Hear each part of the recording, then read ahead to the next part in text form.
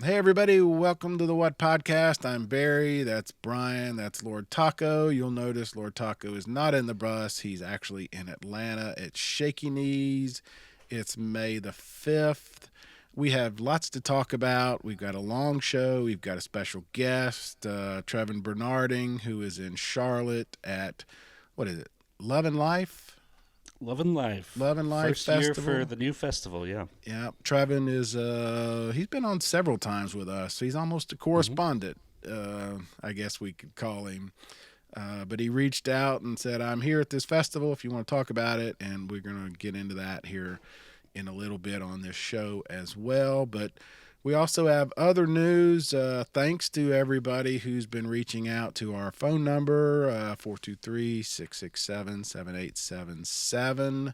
We've gotten several comments about pro tips on how to handle Bonnaroo and a couple of questions, I guess. But thanks to you guys for doing that. I've actually been inspired by a couple of the tips. Going to go do some shopping here pretty soon on how to handle my campsite. It's after. never too early to start getting at least mentally prepared. And as it starts to get in the mid to upper 80s here in the South, it's starting to feel like it. And that just little inner excitement picks up a little bit when you're like, I was outside just for a few minutes when it in and out of rain down here in the South right now, but sun came out and it was blazing, and I was out in the yard for a minute, and I was like, Yep. whoa, I'm starting to remember what it feels like to be a Bonnaroo. You start smelling that porta potty, that blue. Yeah. I got to start working this into the regular here so I don't just, obviously by the time we get to mid-June, we'll be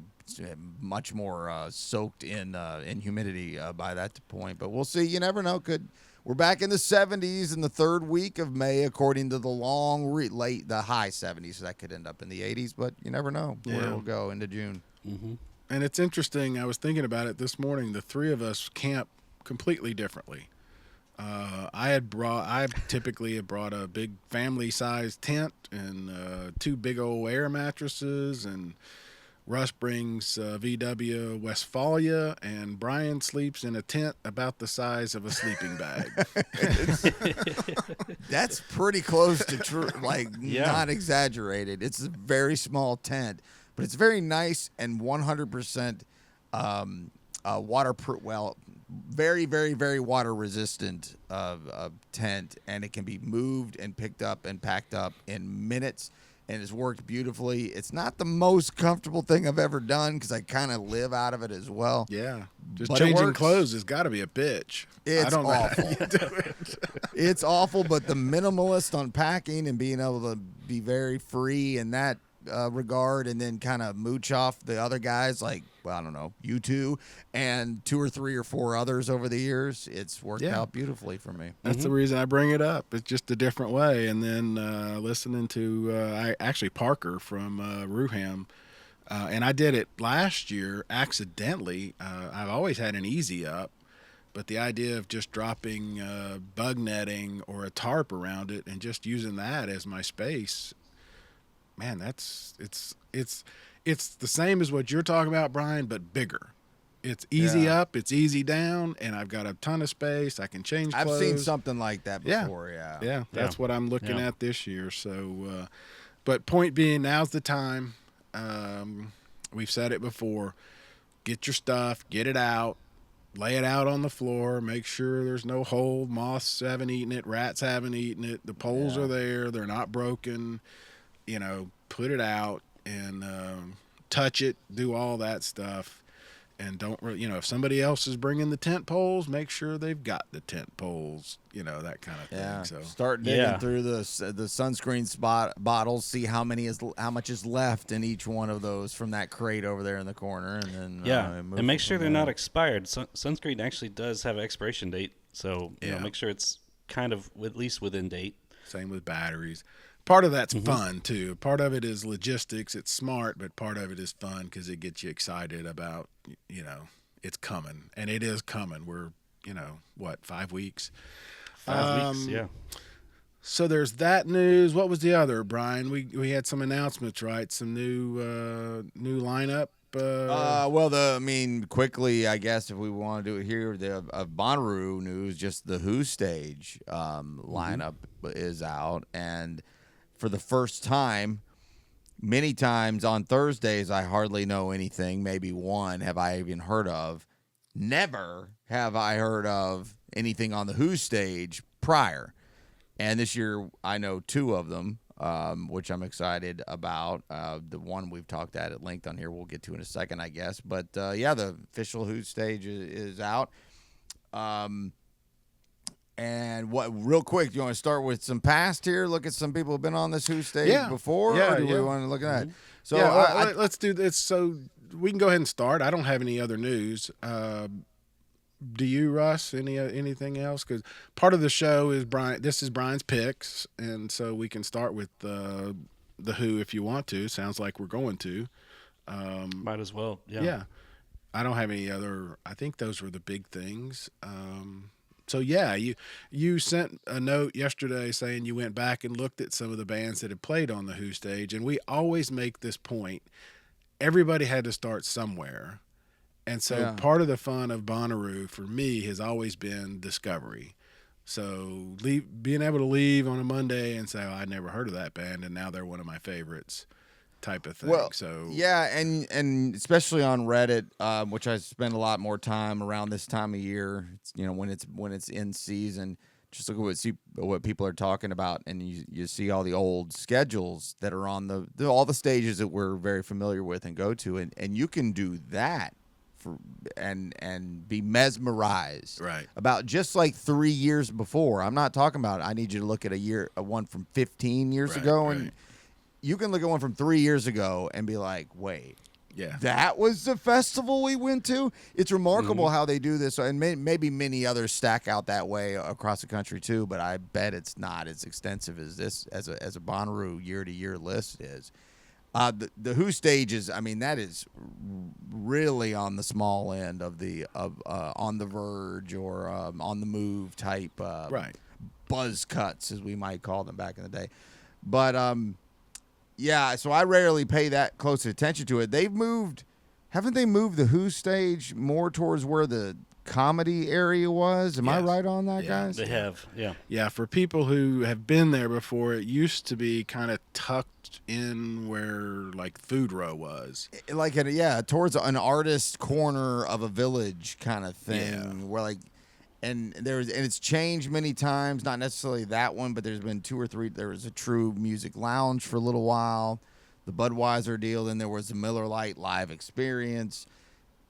This is not that, but it's not much bigger than what those were. This is for, hey, get some relief from the crowds and come watch a generally signed band, most times a working, everyday, hardworking band, but just to have to start somewhere, as you say. Even if you've been a band for years and years and years, that might be the place you have to start at. And I think we learned from our friend Brad Steiner, former co-host, co-founder of the show, that some of those bands are paying their own freight to get there. So I have heard him talk about that. Yeah. So it's it's an opportunity for them to be to get this on their resume and to get in front of people. And we've seen a couple of great shows there. So there's no reason to go through the Who state. We can throw up the graphic, and because I don't know, I can't tell you anything about a single band on here except for on Thursday the Foxies, and this isn't the official start of my picks, but the Foxies is Friends of Friends in Nashville, and might look to have them on before we get to festival weekend. We'll see. Fun, cool band that's been working for 5+ years minimum. And then of course on Saturday, who I've learned through this show, like maybe others listening have as well, the Boot Scootin' Boogie Nights.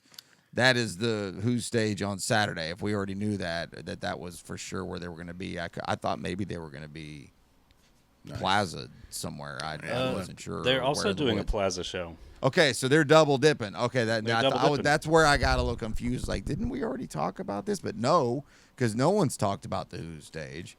And so they're on Saturday. So I'm first time ever I'm looking at the Who stage. I'm like, all right. Nice. Well, I got to do one or two of these. We'll see. Got to go see Corey. Go say hi to Corey. Nice. But real quick, though, so I did think, all right, let's take a look back at this. It didn't take long to find a Reddit sub that would talk about it. And I started to get it rolling, and my interest was getting piqued. And then I just kind of ran out of time, and then the sources got bad to figure out more information in this, but this is a pretty good start. So these are Who stage performances since 2009, just kind of scattered. 2009, Portugal the Man on the freaking Who stage. And that band's been the same. It's not like it was like one guy and two guys. It's the same band you've seen now on the main stage for 20,000 people was on that stage. So that was a huge one. Walk the Moon in 2011. Had a good little run. We've had them on the show, yeah. Had a good little run.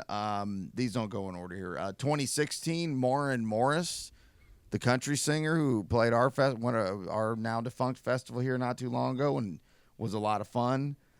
Mount Joy has made a lot of noise in the kind of alt Americana rock world. My Love of My Life of the last 7 years or so, Jade Bird, UK from the UK in 2018. Winona Fighter in 2022, who I know, Russ, at least you've talked about more than, or maybe both of you guys have. Yeah, they just played Shaky Knees here Friday. And in 2022 also, there was 3 of them here. Daniel Donato. And I only know his name because he's played here in town to some fanfare. And I was like, okay, I know the name. I've had some friends tell me to go see him, so I put him on there because I recognized him. And then our friend of the show, Flip Turn, was on the Who stage last year, or 2 years ago. 2 years ago. So that's pretty cool. That's a pretty cool dynamic to something like this in any setting. The little kids table, as they would be like appalled to hear me call it. Yep. You never know what you're going to see. So the one of my favorite days ever at Bonnaroo started at the Who stage with Davey. I've told this story so many times. Our good friend Mike Dewar and Chrissy Mincy and I, we went to see Davey, and it was about 10 people, and then there was 30, and then there was 50, and the band was just so happy, and it just started a great day. And we went right from there to the War and Treaty, where bawled my eyes out listening to Tanya and Michael, their testimony about PTSD, and just fell in love with that band. Went right from there to Mavis Staples, cried again when she talked about Pops and the civil rights movement and being there. And then we went to I'm losing his Chic. What's his name? Chic. Oh, I can't believe I can't think of his name. I'll think of it. Nile Rodgers. Sorry, I went brain dead. Nile Rodgers. Yeah. Nile Rodgers, who, went from, hey, do you guys mind if I play a couple of number one hits that I've been involved with, and did like 45 minutes of Madonna and David Bowie and Chic, and then told a story about how he had just found out he was cancer free when he thought he was literally gonna die. It's a pretty uplifting day. We cried. I mean, we cried 3 times. I looked at Mike Dewar, and he said, man, I'm spent. I'm going back to camp. Anyway, it all started at the Who stage with Davey. So I'm glad you brought that up, because to me, I think that's the biggest thing I try to tell people is everybody had to start somewhere. Go see these bands you've never heard of, because you never know. You might see a Portugal the Man, and you might see him with 15 people, Yeah, 2009 was some time ago. Sometimes it's hard. You got to start doing the math real quick in your head when you think, 09, back a little ways ago, right? Right. Yeah, not so much, but because they headlined or top of one of the evenings on the What stage. Was it just last year? I think it was just last year. Anyway, they're just a monster band now. So you're not going to find that a lot. But you are going to find bands that really get to that next level on stuff like this. And I don't know if the Foxies are one of them, but I want to believe it because she's really pretty. Yeah. She's great, and she's a hell of a front woman. Think Paramore, but less alt, emo, angry, and just a little different style, but still very fast paced. So anyway, I have some feelers out to talk to Lauren from the Fox. Okay, and I'll also say I've always thought Bonnaroo does a great job of bringing people back. You know, you hear two different sides. Don't want to see repeats, but they've also been very good about having somebody that's on a Who stage, and then the next year they're on the Witch. I have been such a hypocrite, back and forth, contradictory jerk on this. I get mad about the constant repeat lineups at many years, and then I find it so intriguing and a great story to hear about the trajectory of bands like Mumford and Sons and My Morning Jackets and and Black Keys and so many others that are well known and so many that we'll never have heard of that move up the ranks, and it's almost like a graduation process. And it's really neat, but then I don't want them to book the same bands all the time. Well, what is it that you want, Brian? Yeah. Well, I think the key is, you said it, it's up. It's graduating. They don't typically go down. Or usually even play the same stage. Right, that's often. what I mean. But they don't. They certainly don't take any. It's kind of a corporate American business kind of practice. Right. You've earned it. You're not going down or sideways. You're either going up or you're going nowhere. 100%. And it's a little scary proposition, really. 100%.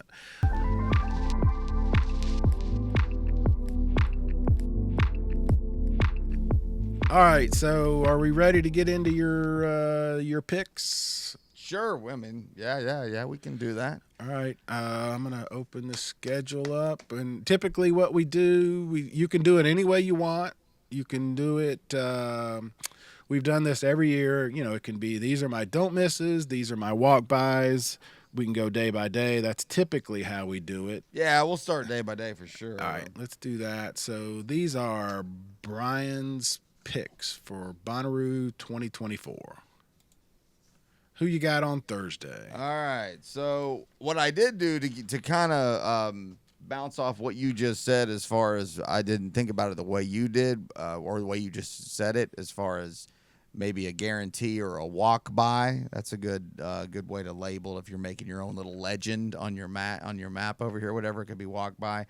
So I guess my walk by list would be what I put in orange, and my more realistic is what I put in yellow for anybody who's watching. I won't focus on the walk-bys as much. But to start Thursday, if I'm there, by all measurements and all at this point, I will be there on Thursday, because I think this is a really nice, fun Thursday, especially with the pretty lights thing. I've mentioned it over and over on this show. Them on the What stage is a sight to behold. I don't care what it is.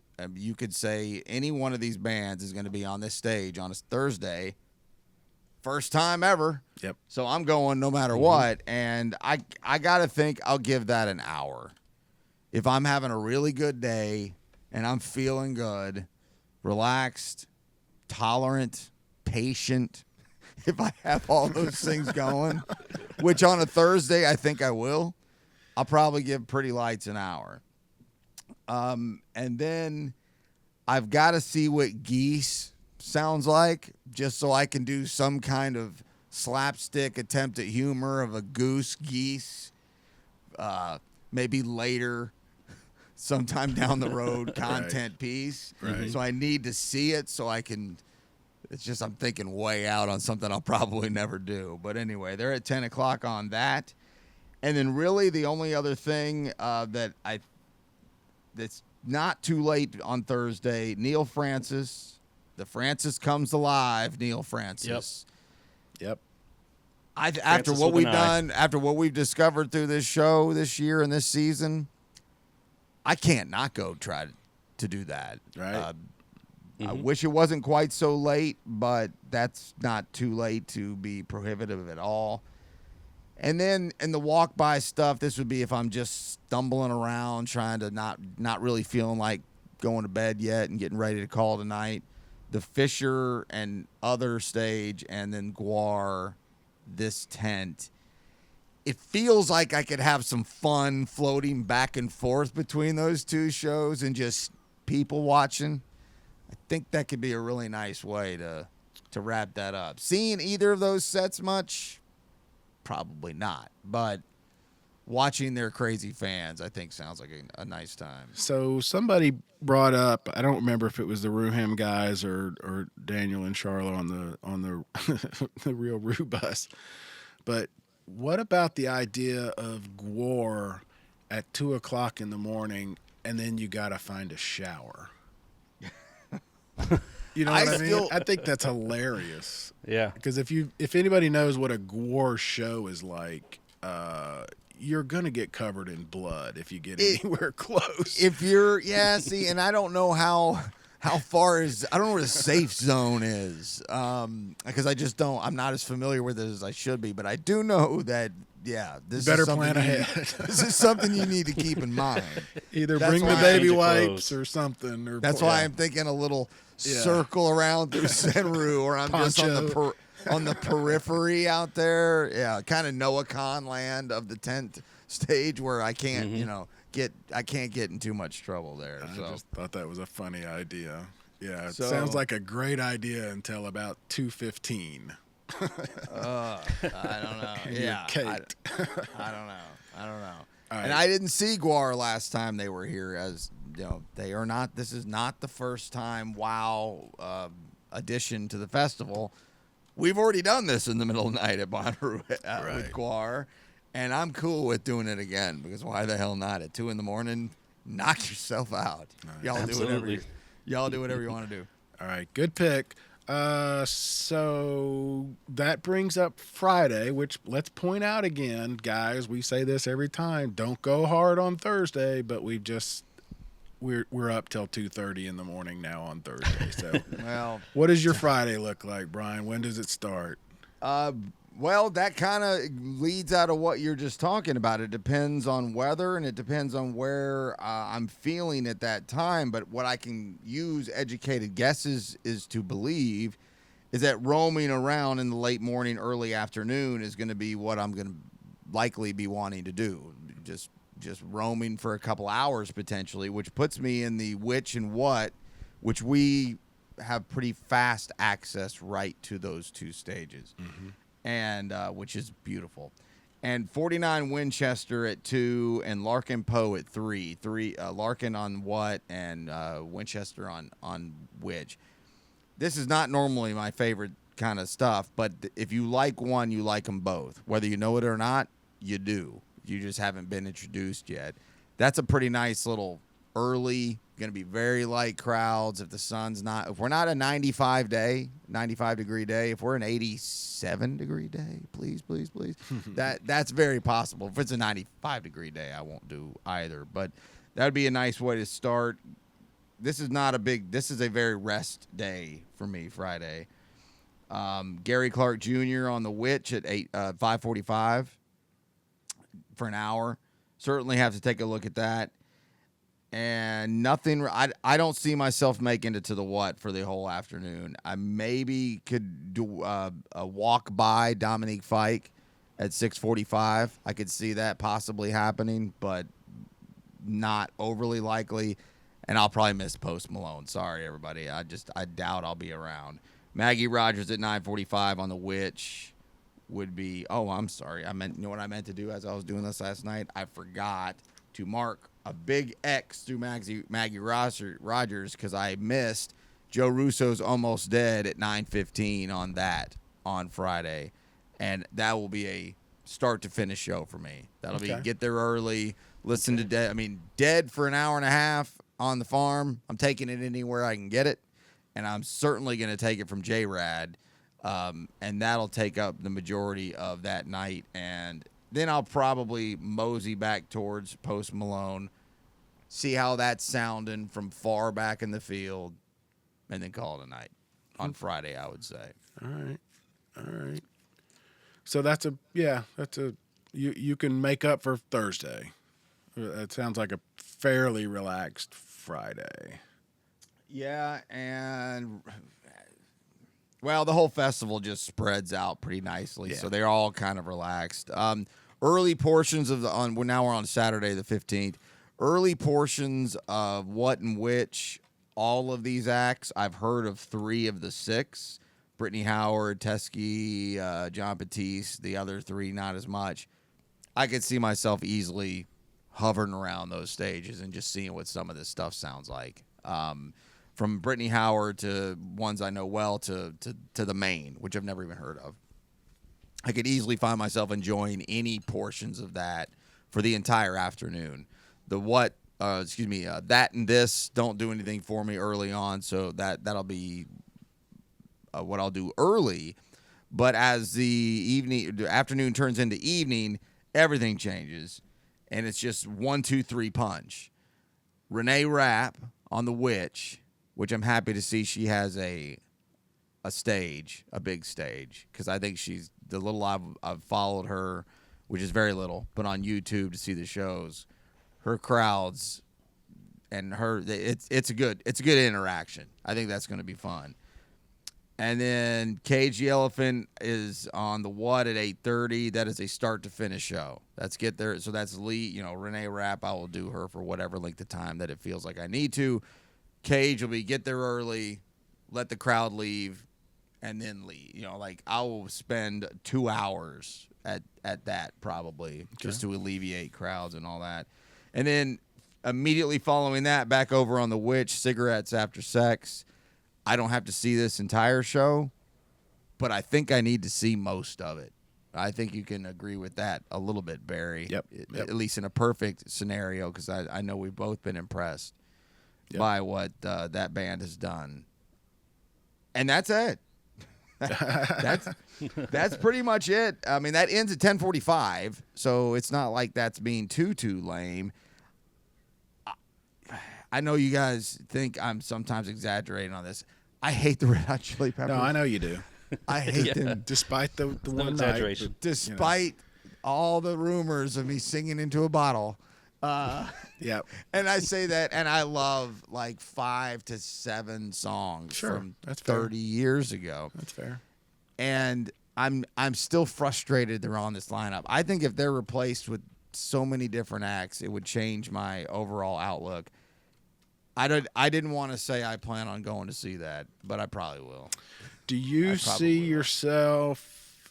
And again, we've done this so many times, and I don't want to give too much away for my own picks, but I kind of see me doing a lot of visiting, hugging and howdy, as we say, with the campmates and people we've gotten to know. Oh, yeah.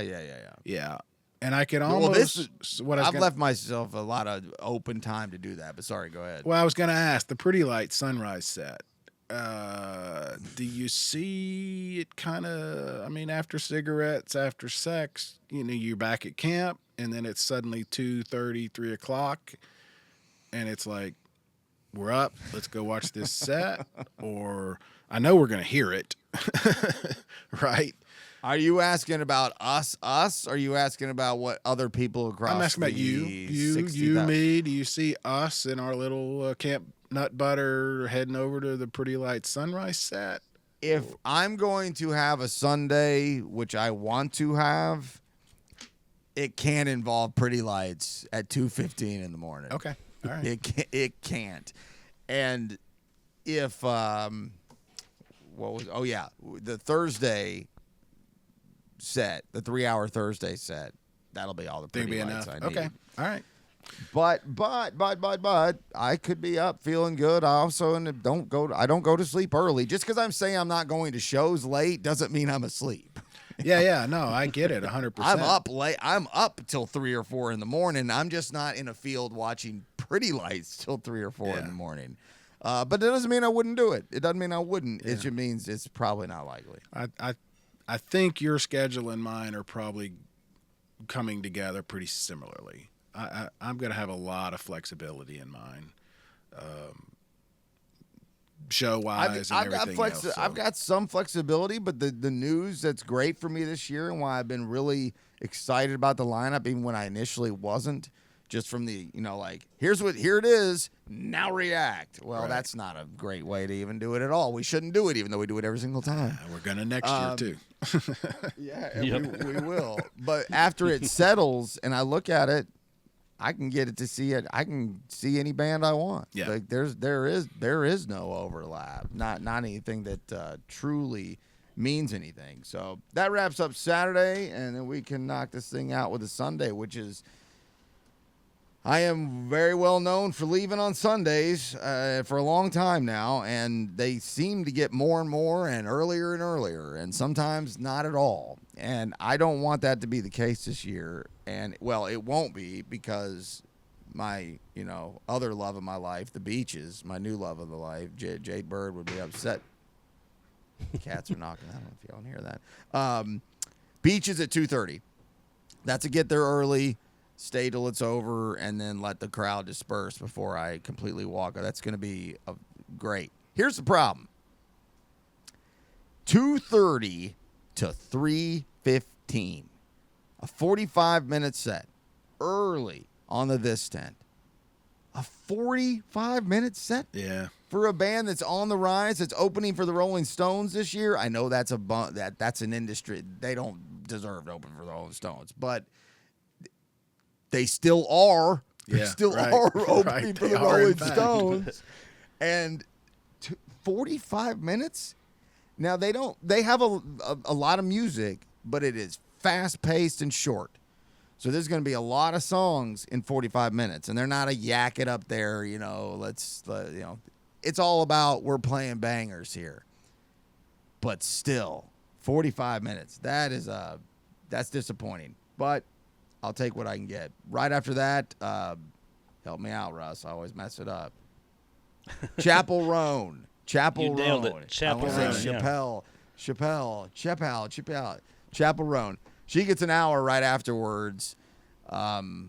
What is her saying that went around the internet everywhere? I'm the girls that all the girls wish I was, or so. Or I'm the. It was it was such a provocatively awesome statement.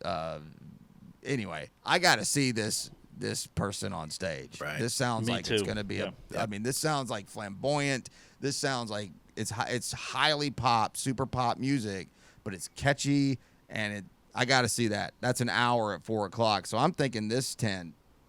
I'm just chilling in the early afternoon on a Sunday. I think that'll be comfortable. Go get a spicy pie in between. Get a spicy pie. I'm in your head, you're getting ready to leave, but you got still plenty of time to.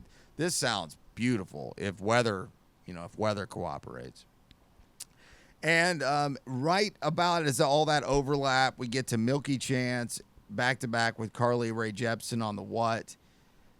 I saw Milky Chance on the What in 2017, and as all What stages, it sounded amazing. I feel like I should do that again if I can fit that in there. And then Carly J. Repson would just can I get the Call Me Maybe in here somewhere? I hate to be that dork. I'm sorry to be that guy, but that seems too good to pass up. that seems like a social media moment for the ages. Right. Yeah, On the that's a main requirement. stage at Bonnaroo. Right. Call Me Maybe. I got to do it. And that's pretty much it until if I can make it. I wish Isabel was playing earlier on the What. I wish he was at the Carly time slot of 5-ish instead of 8:15 on the Which. Jason Isabel in the 400 unit. That's my closer. That's my done. That's my mic drop. That's the final note. Mm-hmm. I'm out of here. See you later. Yeah. See, that's an issue for us because we live so close. It's so easy to think I can get in the car and be home in 55 minutes. You know what makes that even Yep. easier? When you tell yourself that at 4:00. Hey, that's my point. Or you can stay and watch Jason Isbell, and then if you're then gonna stay, see Fred again because you're there. So yeah. Yeah, well, that's never happening. But for me, I mean, I didn't stay for Stevie, and I love Stevie Nicks, and I was I'm out of here. But and now this is total first world festival problems for sure, and nobody wants to hear it. But also, The one little thing, though, on the travel back is we lose an hour going home. So it's only an hour drive, but we lose 2 hours. So when Isabel wraps up at 9:30, well, that's 10:30, and I'm still standing here in the middle, staring at the witch stage, which means I won't be off this festival ground for another hour. Yeah. Maybe half hour if you're planning all day and you're ready and you're locked and ready to go, which means I'm not home till about midnight, and I go back to work the next Monday. That's how my work week works. On that, I take the week prior. Tough. That's tough. Yeah, it is. I take the week prior. I've done them both. I've done after. I need the week. Get it. The off days leading up are far more superior to the days after, and so yeah. I used to leave Sunday morning so I could come home, and my wife and we would spend Sunday in the pool. I mean, I would come home, put everything in the laundry, the dirty. What clothes. A way to end the weekend! It was awesome. What a perfect way to end the weekend. I would have a cooler full of whatever leftover beer. I would get home about 11. We would go outside and just get in the water and just float. It was great, but I missed so much music. And then now we've started going, stay until Monday. And I think that's the way to go. If you can swing the time off, stay until Monday. It just gives you that extra little cushion of, I don't have to pack up and leave right away. I can, get one more night of sleep and then wake up and then pack up.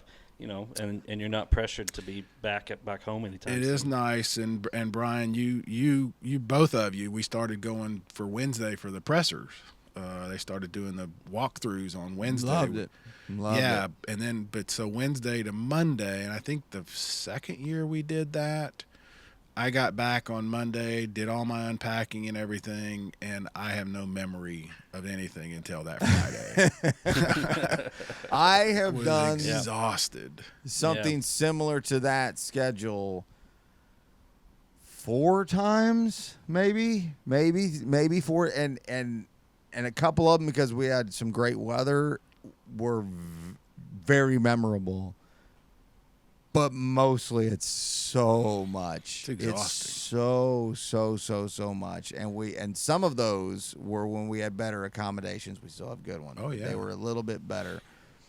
Absolutely. We'll see. This is beaches is not negotiable unless I wake up, need medical attention. The beaches is not negotiable. That's happening.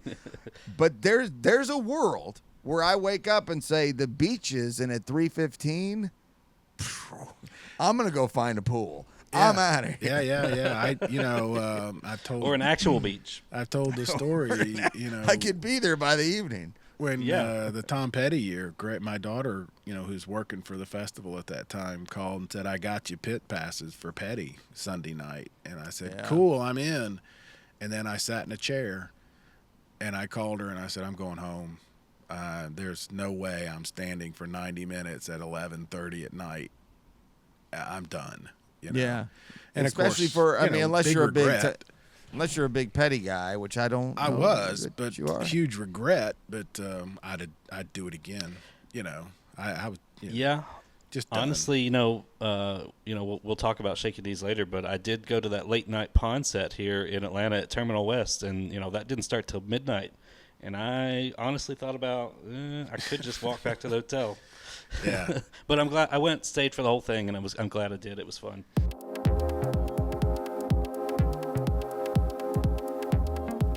All right, those are great picks, Brian. Thanks. We're going to do Russ's next week, and then I'm going to do mine the following week if everything goes as scheduled. But right now we've got joining us is a friend of the show, sometimes correspondent, we joke, Trevin Bernarding. He is in Charlotte, North Carolina at the Lovin Life Festival, and Russ, you'll see, is down in Atlanta at Shaky Knees, and we thought it'd be a good idea to kind of get what it's like at these other festivals, 2 city festivals as opposed to a camping festival. So. Yeah, it's a dueling hotel festival. Yeah, yeah, it's funny. My original idea was, because we thought it was going to rain, my original idea was kind of do like a CNN, how they always have their reporters standing in the beach. As you can see. Yeah. Behind me. But the weather didn't work. Danger everywhere. Yeah, the weather played out great. Yeah. And, it's a little weird to be in a hotel room instead of the bus, but we'll talk about that. Well, I think it's a great interview because both of you get to share not only the bands you want to see, but how these city festivals are a little different than Bonnaroo. And I appreciate Trevin. He's there with his wife, who it's her birthday, happy birthday, and his 17-year-old daughter. So we talk about that a little bit. Um, you know, everybody does a festival different. Every festival is a little different, and we just kind of thought this was a great opportunity to get a boots on the ground kind of thing, right? Yeah. Yeah, man on the street, as they call it. So, Exactly. Or man in the hotel room down the street. Man in the couple room, blocks over, and then another right from the festival. Yes. I thought it worked out great. So here we go. Thanks again to Trevin, and thank you guys for listening. Especially, it's a long show. We know it, but I think there's a lot of good detail. So here we go. Russ, you are in Atlanta. Correct. As we speak. You can probably see I'm not in the bus. I'm in a hotel in Atlanta. At Shaky Knees, and we are joined, as always, by Brian Stone, who is in East Ridge. Hello. If it looks like I just woke up, it's because I did just wake up. It's early Sunday morning. I'm Barry, of course, with the What Podcast. I'm at the world headquarters here on Missionary Ridge in Chattanooga, and we're joined by a friend of the show and almost a correspondent at this point. I don't know what we're going to call you, Trevin, but Trevin Bernarding is joining us early on a Sunday. You are where? We're certainly Charlotte? not going to pay you, though. Yeah. The pay doubles, Barry, actually. Barry's friendship is pay enough. No. So, Nice. Yeah, I'm in Charlotte, North Carolina. Why? Tell us why. Noah Khan is why I'm here right now. First, I love festivals, and my daughter she's 17, just loves Noah. And I was looking at tickets to see him on individual shows. Tickets were crazy. I'm talking about face value tickets were like $250, $300 just for normal tickets.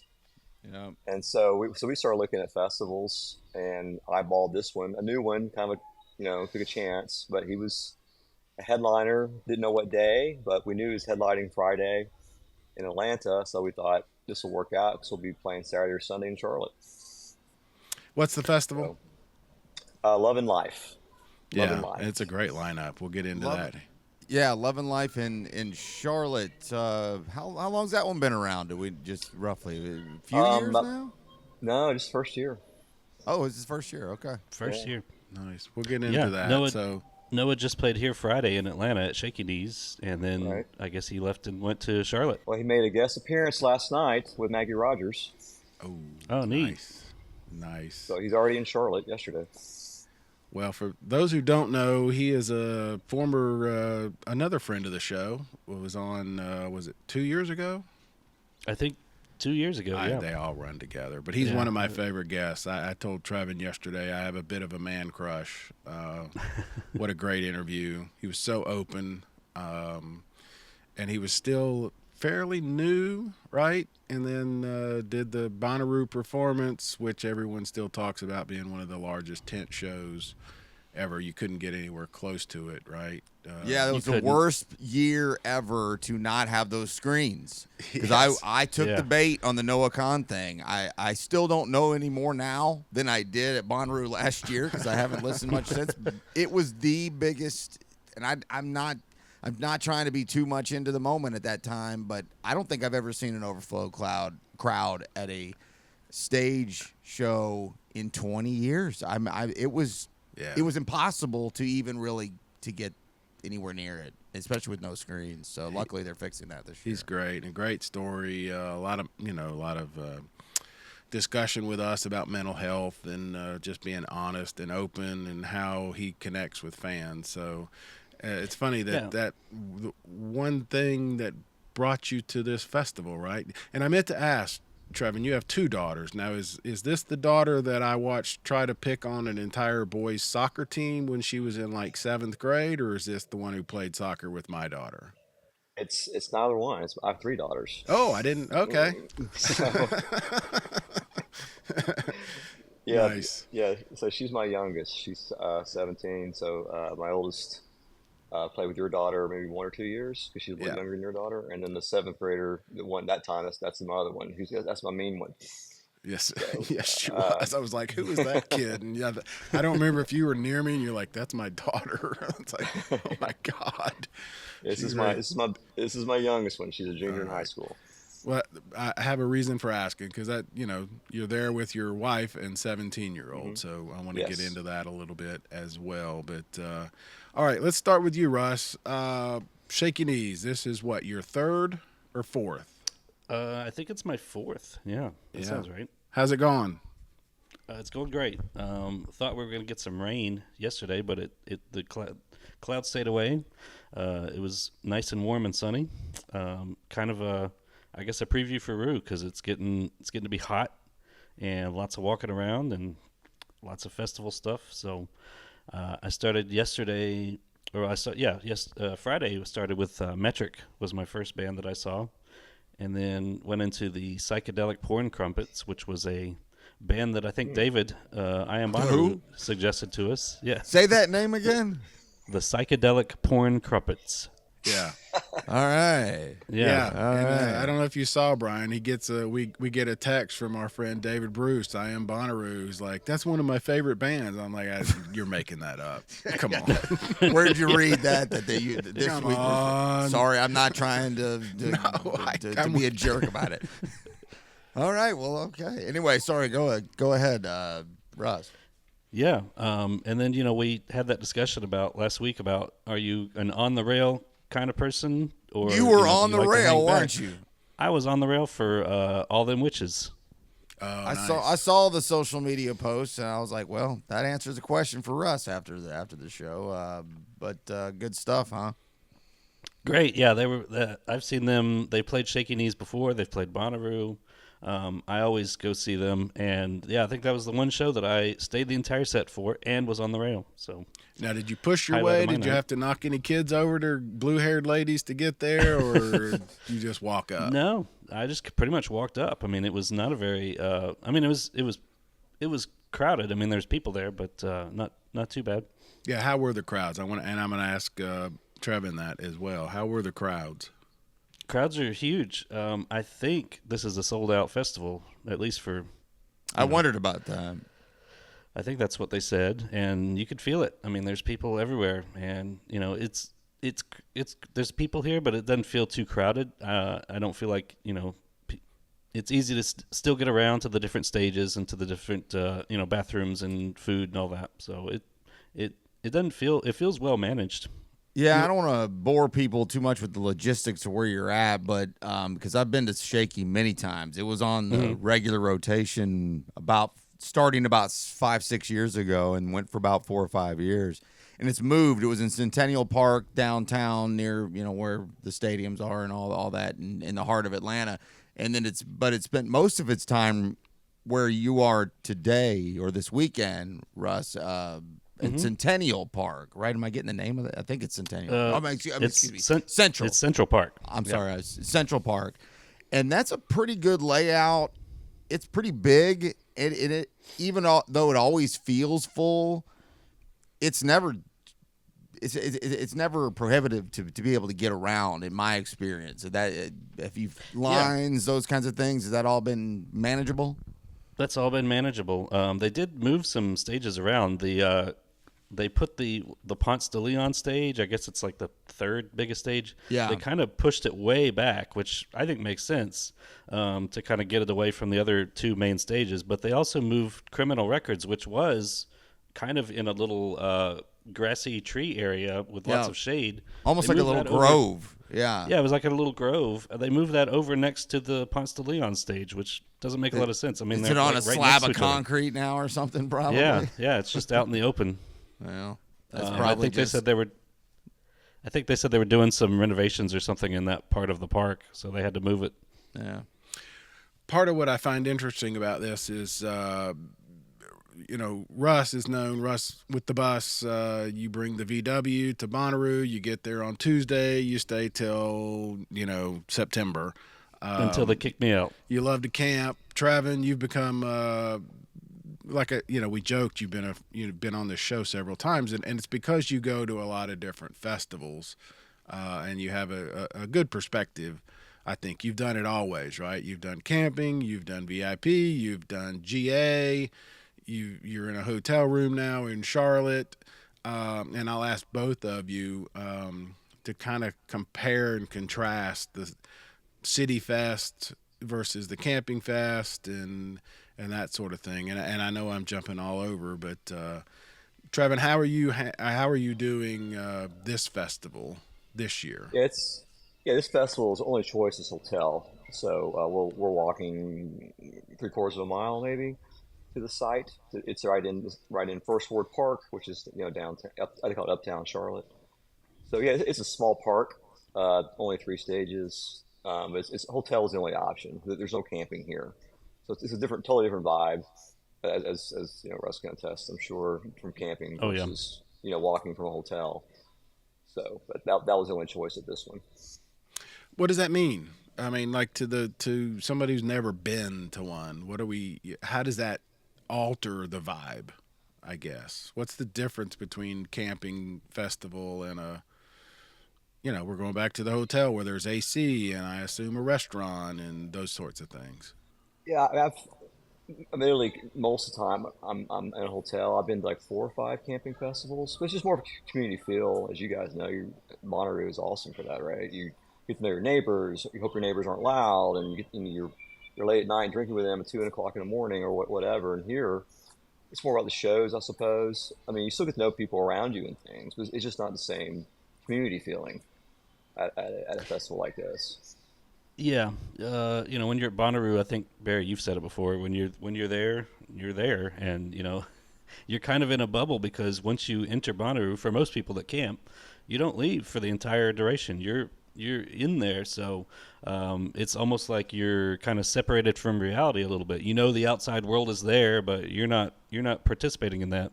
Here, when you get to the end of the night, okay, I've got to go back to the hotel and go back to real life. For me, it's about a 20-minute walk, which isn't bad, but it does kind of take you out of the moment, or at least you have to go back to real life, I guess.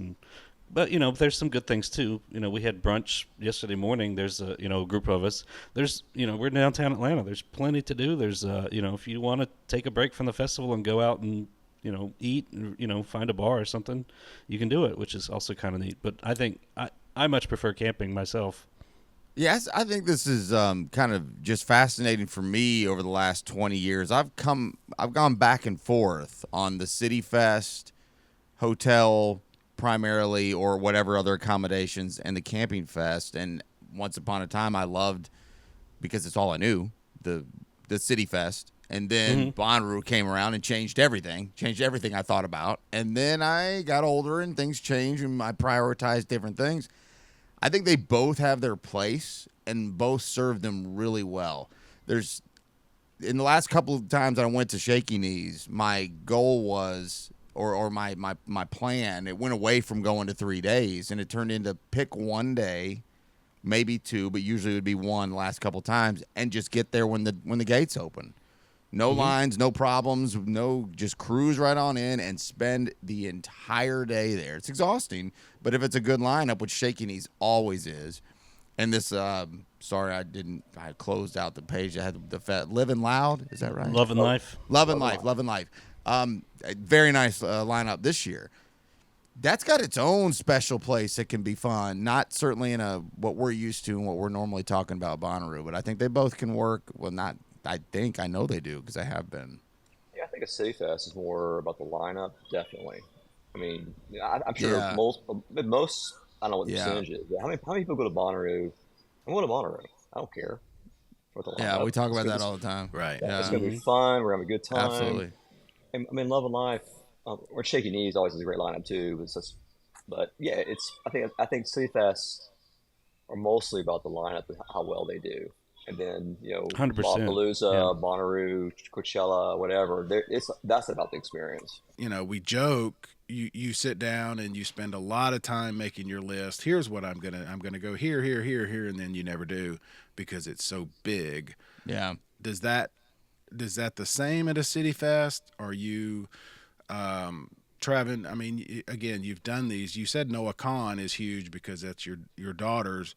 And then is it like, oh, and there's other people we'll go see, or how firm are you in your scheduling? I guess is what I'm Well, trying to ask. I mean, this is a little different, I think, than Shaky Knees, where you don't have much choice. There's only three stages. There's two main stages and a local stage, and they bounce. There's hardly any overlap. So Kind of like again, Moon River here in Chattanooga. One ends and the other Mm-hmm. starts, and you just yeah. yeah, maybe slightly larger than the river, but yeah, same concept. So it is about the lineup. It's like, I mean, yesterday's my favorite day. I got here I went there by myself at 1 o'clock, but my family joined me around That's 4. what I'm talking about. There you All You right, go. know, all Mm-hmm. right. and I get there. I mean, I am like, there's maybe I know it's not 10 people there, but that's what it felt like. And for me, it was awesome. I mean, I was able to go. I explored the entire grounds. I saw all these different bands I wanted to see.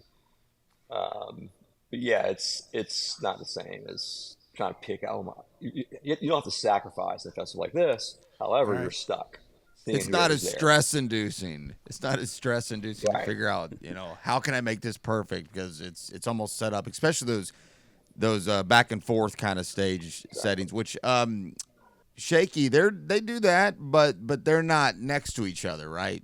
They're still Russ. The stages are still a little bit of a walk. I mean, I'm talking, I don't know, 16th of a mile. I mean, it is not Yeah, far. yeah, Okay. it's not far. They do spread them out, and I think that really helps because you don't really get a lot of sound bleed from one to the other. So once Yeah. you go from one stage to the next, you can fully hear this stage. So yeah, they do a pretty good job with bouncing you back and forth between the different stages, and there's really not a lot of conflicts either here.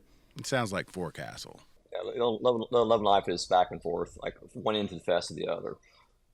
So there's a little bit of bleed though. Honestly, there's a little bit of bleed.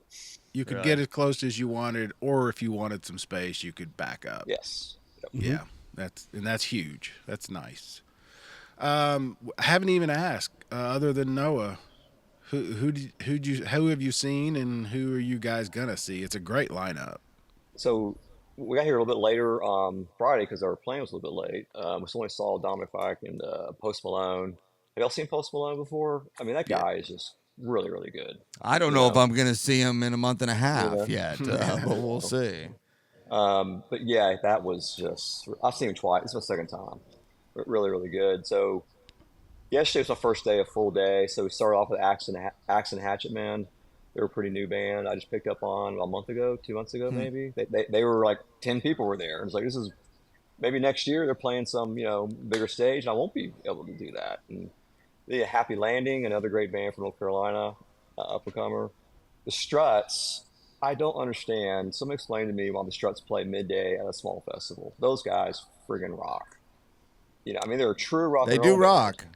I mean, Yeah. they're from the UK. They're the Stones. I mean, I'm not from that category, obviously, but they're just what a great band. And then the They're Fray. just The a Fray, yeah, they're just a raw rock and roll band. Sorry, go ahead. yes, yeah, exactly. Why are they not getting I don't know more attention? I don't understand. And the Fray is making a comeback with a 2000s alt band, whatever. Hmm. They're back, and again, my 17-year-old daughter, be able to bond with her over music I loved, when I was younger, and then that's we had cool. Young the Giant. Oh my God, I've seen them like 19 times, and I've loved them every time. They To were also at the modify, sorry, Trent, to modify the Never Not Great, they're never not fun. Young right, the Giant is always a blast. There's so yeah, much energy. and they're Shaky Knees. So there's a lot of a friend of mine, A lot David of Champion, was also Shaky Knees, and yeah. then Maggie Rogers. After that, it's just what an awesome day. Yeah. Hmm. Um, and I mentioned Noah Khan came out. I was like, wow, he's already here. But she has a song where he just says a line. He says some funny lines in her song. That's what he did. That's all he did. He came out, said his funny lines, went backstage. Nice, It was like this is, and then nice. Stevie Nicks, headliner. So what a great day. Yeah, I mean, I don't know if I said on here. My daughter just had a baby 2 months ago, and the baby is named Stevie Jane, after Stevie Nicks. So that touches me that you got to see her. Yeah, And along those lines, and Russ, I'm gonna get back to you about lineup, but Trevin, how cool is it to be there with your 17-year-old daughter and your wife? I mean, To be able to have the it's hard to- conversations about music and shared music and all that is it's pretty cool.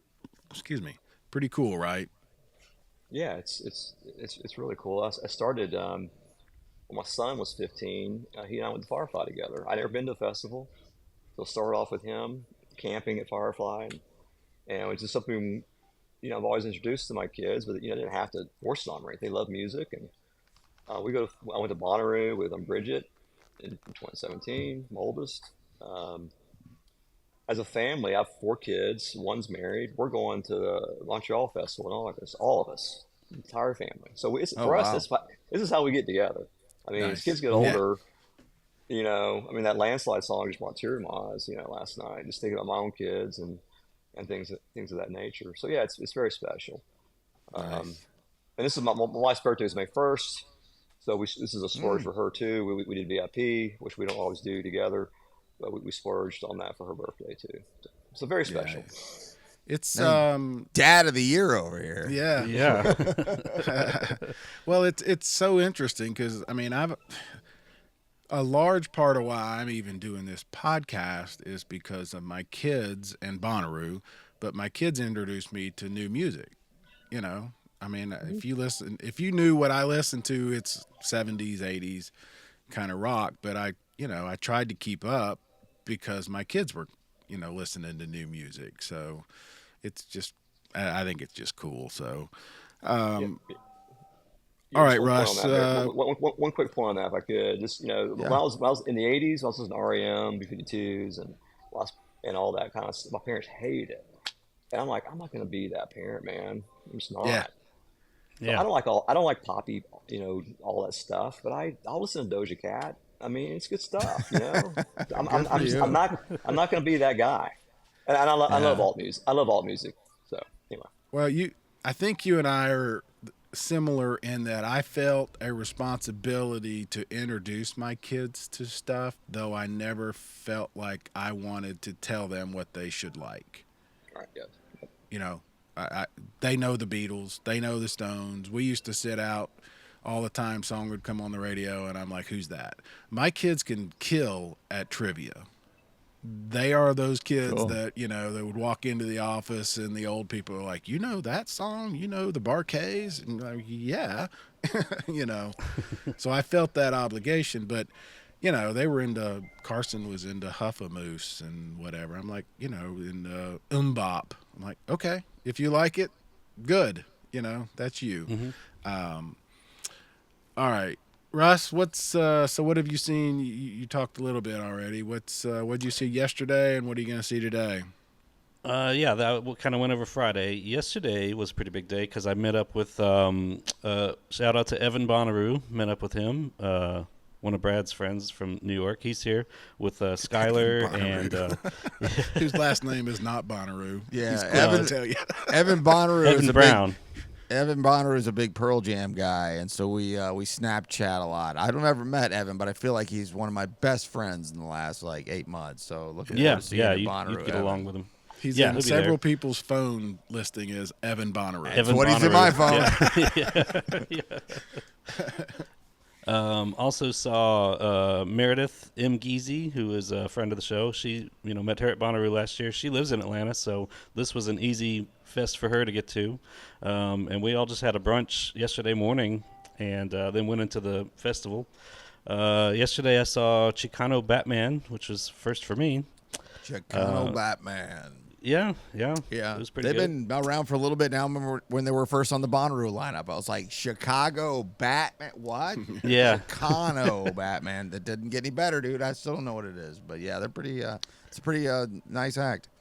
Yeah, and then at Evan's recommendation, I went to see Royal Blood. I've never heard of this band, but it's a two-piece. Great band. It's a great band. It's a guitar and a drummer, and that's pretty much it. They brought out a keyboard at one point, but for the most part, it's just two dudes, and they put on a hell of a show. I mean, it's a lot of sound for just two people. But yeah, great band. Russ, did you notice the guitar was a bass guitar? I didn't. So they So it's only just have drums and bass. Drums and bass. Wow. Wow. Okay. Nice. I mean, I've heard of that before, but I Is it can't like give a you many force- examples. 4-string bass, or is it like a stick? It's a four-string bass. Like Wow, it goes. Oh. nice. All right, I'm gonna look that up. Yeah, check them out. Cool. Then, of course, went to the Offspring, went to Queens of the Stone Age, and Weezer closed the night out. And then Daniel from Rubus is here. He brought his niece, Lacey. I think she's about 8. But, he's been taking her to festivals since she was Okay, there's that 4. responsibility. There it is. Yeah. So, but we ended up going to Pond late night here at Terminal West. They played at about midnight over on the other side of town, and we got tickets and went on in. They put on a good show too. I saw them. I saw their set Friday, but that was neat going to I guess a show after a festival. So, Russ, is that the show you said there, Terminal West? Is that part of the Shaky Knees kind of satellite ecosystem outside of the festival? Because I see them promoting these separate shows, and they're usually ticketed events. They're ticketed events. You got to buy another ticket, but it's like sanctioned through the Shaky Knees kind of orbit. Yeah, it's kind of blessed through Shaky Knees. And a few other bands did some late night sets at different venues around town. But the Pond show was great. What about tonight? What's left? Probably, the Struts are on here, so I'll go see them. And Kingfish is one I want to see. I think he was on one of the canceled Bonnaroo lineups. Never got to see him. Dinosaur Jr. is my big one for today. Dinosaur Jr. Yeah. Mm-hmm. All in my summer. It's all in Milwaukee. I still got time. I could be there in 2 hours, in an hour and 45 Let's minutes. Go, yeah. Yeah, you can make it. Probably my highlight of my day will be Dinosaur Jr., Billy Idol, of course, and Portugal the Man, and then Foo Fighters closes it out. That's a great day. Good Lord. I purposely didn't really even want to remember what the lineup was last week with the phone. I didn't want the FOMO to set in. And right. You're killing me, man. You're killing me. Billy Idol is the full band with what's his guitar? Is it Steve Stevens? Was that his name? I wouldn't know. Yeah. I don't know. Yeah, I wouldn't think know. it is. Yeah, they were at, remember we saw him, Brian, you were there at Bonnaroo. I think it was right, like Alice Cooper. Was that the Alice Cooper year, or am I mixing them up? Oh, I don't know. That was a long drunk time ago. Yeah, that was a good drunk for you. I think that's when we actually first hung out. I think we've talked about it. Yes, yeah. I don't remember this. It was a lot of fun, but Billy's cool, man. I mean, yeah. All right, Trevin, what do you got today? It's a pretty slow day today. I'm exploring some new things. Parmalee, I've never seen. I didn't know honestly didn't know they were a country band. I knew I heard of them, but listened to their music on Spotify. Beach Boys. Or the throwback. The Mike Love Band. Today. The Mike Love Beach Boys. I'm sorry. It'll be fun. My wife's hoping Stamo shows up. I'm like, I wouldn't count on that. That's when he would show up with Mike. She's honestly hoping he's going to show up. But so my daughter has talked me into being on the rail for Noah. So I'm not going to see much today. I think we're just going to. Ooh. I told her, okay, I'll give it a shot. Well, this is her. So, this is her thing. So the Beach Boys plays 2 bands before Noah. Started Beach Boys and ride it out. Is that what you're saying? We're just going to be there, and hopefully. The one thing people are pretty cool about letting you in and out if you know you're there. You're not like you're not getting past me. At a certain point, you're all packed in. You can't move anyway. And when there's a little overlap, there's an easier way in and out. So it isn't exactly like stay on it, never move, but you still really got to take care of that real estate. I mean, it's not going to hold itself. Mm-hmm. Yeah, I've been on the rail for lots of shows that I really want to see, and I'm older now though. So it's like, oh my god, can I? They put on a pair of Depends. Am I gonna be able to do this? But I'm gonna try. I told her, I'll try. And she says, "Well, Dad, I'm here no matter what. As long as you be by yourself, it's fine." But I want to be there with her. Yeah, so we'll see how it goes. All right. So logistically, how are these festivals going? You guys are both. You've been to many. How does it compare? I know there's been a little bit of news. Festival kind of mentioned some stuff about the VIP area there at the festival in Charlotte, and we talked about it last year with Bonnaroo with this ginormous VIP area with not very many people in it.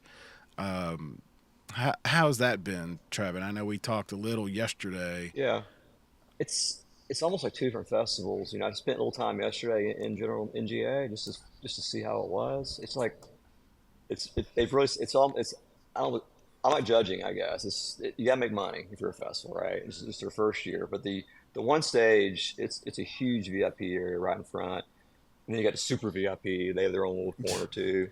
The other stage is more younger and just more of I guess more a classic festival vibe to it. They have a very small VIP to the side. People like Chainsmokers played there, bands like that, more DJ sets. Well, I think only one DJ set this festival, but it's definitely a tale of two festivals. It's you've created a class in this type of festivals. Trevin, without having to get into too many details, how much does it feel like a first year fest? Because I think we all kind of have an understanding of when any kind of first year events question. got growing pains everywhere. Yeah. How's it feel as a first year? I mean, there's stuff that's weird. Like they have the water stations. There's plenty of water stations. They're all together. What are you doing? Why not spread them out? But again, first year they're all together. I assume it was logistics. That's where the fresh water pipe came through. I don't know. Yeah. But one area and that's the Festival thing. There was a big social media campaign almost. They announced no water stations. Oh, was that them? Was that Yeah. festival? And then they later came back and said, Yes. "Oh, okay, yeah. We got them. We got you." Yeah. That's Well, I remember that story. Right. So yeah, they came back. Even they doubled down on it originally. So if you're feeling woozy, go to the medical tent. I'm like, what? They said, "Get dehydrated, and then we'll give you some water." It was bizarre, but they relented. And then there's not enough food stations, so to speak. VIP only has two, and the lines move, but there's a great park with a fountain where all the bathrooms are for the VIP, all porta potties, but still they can put food there. So yeah, there's small things like that, Barry, that first year festival. But as far as getting in and out, and they've done fine. That's a great question, Brian. I'm glad you asked. It made me think, Russ, you remember talking to Drew Holcomb about Moon River their first year, and he was like, I think we bought, 10 cases of water that first day and no quarters. Didn't have any quarters and had to go to a laundromat or something. Yeah, you just don't think about those things until you do it. So how about you? Yeah. How about Shaky Knees, Russ? I mean, you 4 years now. They moved it. They they moved it prior to me attending. It's always been at this park. They've bounced back and forth. They've gone back from Centennial to Central, so they already have a really good understanding of what they're doing there. My guess would be it's running pretty well. Is that a good guess? It's running very smooth. I think this Shaky's is their, a solid festival. It really is. Yeah, this is their 11th year, I think. Last year they'd had their 10th anniversary, and it's pretty well run. They've figured out where to put all the water stations and where to put the food, and they've got the stages pretty well lined up. So it's logistically it's very smooth. Nice. Just a quick thing that only people from the Southeast would understand at all, and more specifically Atlanta. But the old Music Midtown, not the one they do now, which is a nice festival too, but that was in the mid to late 90s and the early 2000s. That was a really popular, massively attended. Peter and Alex, those guys down here, the big names, Cooley, one of them is, they were the big promoters of that. And there was fond memories of Gen Xers and rocker types. And they had every genre of music that you could ever imagine. It wasn't just a rock festival. Yeah. Shaky Knees kind of took that model, and even Central Park is closer to where the actual Midtown was. And it gives nostalgic feels as well as a really great lineup every year. And it sounds like it's the same this year, too. Same this year, yeah. Let me ask this, because yesterday morning when I reached out to you guys both, it was raining, and the forecast was raining. That was raining like hell all over here, so I figured it was down there, too. Yeah, so... we didn't get any rain here, yeah. Okay, I was going to ask, what were your plans? Talk about 24 hours ago versus now. Because that's a big part of festivals, man. You can't predict the weather, and you got to deal with it. Yeah, one thing I did was I rented a locker. I think that's to me a veteran move kind of thing. Always rent a locker, even if you're camping so that way you're not going back to your site and everything else. So we brought change of clothes, didn't know, but it ended up just drizzling all day. It was actually better than 85 and sunny, honestly. We were not uncomfortable at all. A slight drizzle almost all day, but it was fine. When landslide started last night, and she's doing Stevie Nicks emotional tribute to this slain policeman here in Charlotte, and the buckets just we got friggin' drenched. I mean, it poured like you would not believe. But There's really nowhere to go. But we're all having fun. It was like, I gave my wife my hat, and it was but fortunately it was the last song. We just friggin' the buckets. Nice. But luckily it was a great day. Good memory. So Yeah, it sounds good actually. I think I felt a raindrop at brunch, and we thought, oh, is it starting? But the forecast really, it really didn't rain at all. I brought a jacket. I didn't get a locker, but I could walk back to the hotel if I needed to. But other than that, my plan was just to get wet if it rained. But you did get a locker a couple of years ago there, didn't you? I think I remember. Yeah, I've gotten a locker that's before, and it is a good it's a good pro tip. Nice. For sure. Just a risk Definitely mitigation technique. Get a locker, and then I have free swag. You have some place to put that too. So. I do want to also shout out. I ran into Josh and Sal. These are two dudes that come here from Texas. They also go to Bonnaroo, and they listen to the show. And I ran into them. Actually, never. They recognized me last year at Shaky Knees, and happened to run into them again here. And so they're they also said they bring a bunch of barbecue and cook it up out in camp for Bonnaroo, and they've invited us all to come out and have some barbecue, which sounds great. Who knows how far they are from us, but it's neat to run into them again, especially just happen to 2 years in a row. That's cool. Russ the rock star.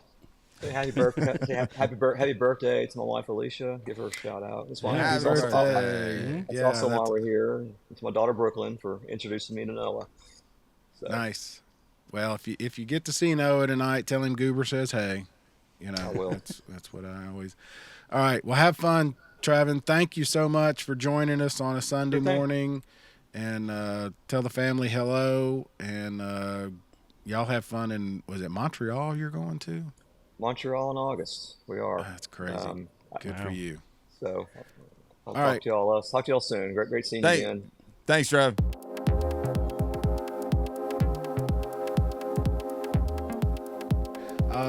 All right. Well, good show. Like I said, a bunch.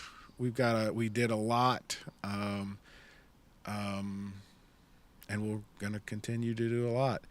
It's kind of funny, guys. I never thought we'd have this much to talk about every week, but I know. there it is. Yeah, I mean, it's fun to do for sure. It was daunting beyond belief when you guys first brought the idea up years and years ago. Like, I mean, when it jumped off the ground, and then after it was continuing to roll, and like, all right, then you really have to sit down and think about, okay, like you said, 50 weeks a year. That's no big deal, or is it? Or is it? Exactly. I'll let you know. I'll let you know more, but no, it's fun, and especially now though. I mean, I heard that this part is the part I knew leading up. Like the build is where it really starts to pick up, and it'll only get better over the next. Boy, you imagine we're knocking on the door in June in 5 minutes from now, and we're all getting packed and ready to go, and that's all that excitement builds within us, within the audience, within all of YouTube, within all of social media and Reddit, and you can just feel it from every level that you're letting yourself, putting yourself in their threads and everything else. It's you can just feel it, within all the platforms that you use, and it makes it that much more exciting. Yeah, it's great. All right. Well, thanks everybody for listening, especially if you stuck with us this long. I think it's another good show. Proud of what we've done. In addition to doing it every week, I think every one of them's been pretty solid, and that's because of you guys. I appreciate it very much. Yeah, very, very much. All right. Thanks, everybody. We'll be back next week with Lord Taco's picks.